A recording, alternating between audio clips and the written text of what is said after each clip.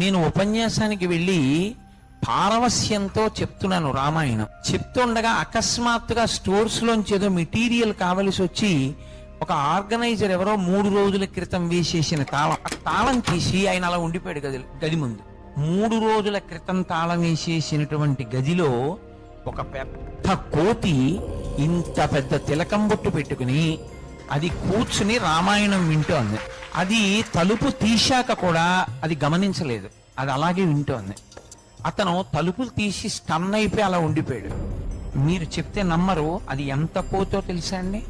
అటువంటి కోతిని నేను కూడా చూడలేదు. నా భార్య కూడా ఉంది ఆ రోజున సభలో. ఇంచుమించుగా ఈ స్తంభానికి ఇంకొక స్తంభం అంతెత్తు కోతి. అది కళ్ళు తెరిచి చూసింది ఆ తలుపు తీసిన అతన్ని, సభని చూసింది. అదేమి భయపడకుండా తిన్నగా నడిచి అక్కడున్న స్టోర్ రూమ్ దగ్గర నుంచి నడుచుకుంటూ